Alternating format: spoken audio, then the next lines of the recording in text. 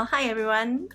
So this year for Halloween, I've decided to make a cake based on a 1976 horror film called Carrie, which is one of my favorite films ever. It's directed by Brian De Palma and stars Sissy Spacek, and she is a prom queen that gets blood all over her, hence this lovely look. This is my very first Dolly Varden cake, so please forgive it if it doesn't look amazing, but I hope you enjoy the process of making it as much as I did. So I started off with 2 cakes. Now the reason why I had 2 instead of just one Dolly Varden mould is because I didn't have a Dolly Varden mould. Aha! See, you might have guessed that. So I started with a round 15 centimetre cake or 6-inch cake, and then I used a pudding steamer because I thought, well, you know, let's give that a go. And let's just practice on the most important day of the year. I was crying at some stage, but that's okay. That's normal. That's normal in cake making. I'm pretty sure it is. So all I'm doing now is just spreading some red velvet ganache. So that's cream, white chocolate and red food colouring. And I want to keep it sort of even. As you can see, I have trouble cutting cakes evenly. Yes, that is my fault. I think I don't like to waste cake, and so yeah, I kind of don't do a great job. Anyway, just keep spreading and spreading until you get a thick layer. You're going to use that sort of as a cement, gluing the layers together, because it's all about structural integrity as well.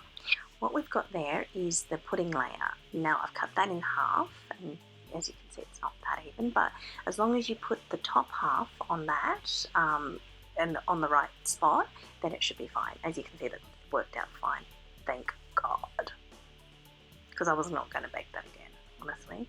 Now this next part is spreading ganache all over the outside of the cake, and this gives the cake a protective seal, and it also gives it a smooth surface on which you can put the fondant. Now this bit takes ages, so I sped it up because that makes me look more skillful, but also it's really boring to watch, and it takes half an hour or so, and your hand kills, so don't worry, take a rest if you need to.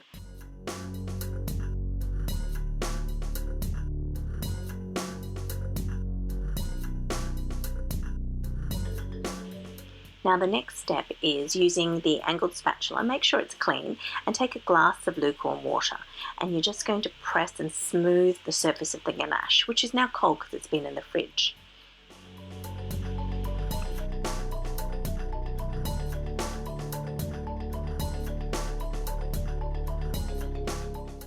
You'll only have to do this next step if you don't use a Dolly Varden mould and you use the pudding mould, because the pudding mould base, or the top I guess, depending on which way you look at it, is wider than the doll's torso. So the Dolly Varden mould, you will have the right size torso, so don't worry.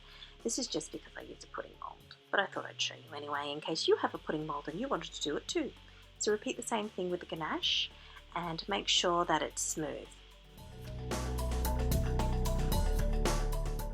Now it comes to the hardest part of all, and the bit that I look forward to the least, and that's rolling out the fondant and blanketing the cake with it. Now, as you can see, I didn't do a great job. There's a whole bunch of gaps, but the key is to use fresh fondant, because then you can smooth it and shape it and get rid of any gaps. I mean, I even had some fondant go down the side of the table. I think it's still there, and it was yesterday. And now just use a square or a round of overhead projection film, which is the best thing to actually smooth fondant with. And then we're just going to get to the bodice of Carrie. We just roll out some white fondant and just cut it out and shape it. To be honest, it looks like a bit of a botched job, but you know, it's going to be covered in blood, so don't worry. This is the best bit, of course, with the Dolly Varden cake, and that's when the cake comes together. And then I just use some luster dust to give her dress a bit of a sheen. I think Carrie's dress was originally like a satin material, but it gives it just a bit more definition.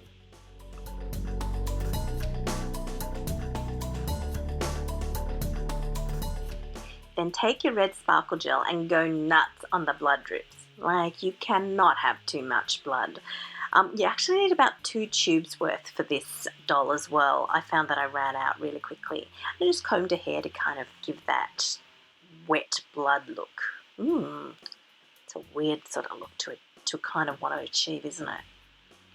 And then I just added a bit of red colouring and just drew bits of blood where, you know, there was some missing. Or on the bucket was one of my favourite touches. I bought those years ago and I don't know what I thought I would use them for, but I never used them until now. And that's it. That is your Carrie Dolly Varden spooky Halloween cake. This stage blood is weird. Kind of like making my lips numb. Are my lips moving? I can't feel them moving. Maybe I shouldn't be using this.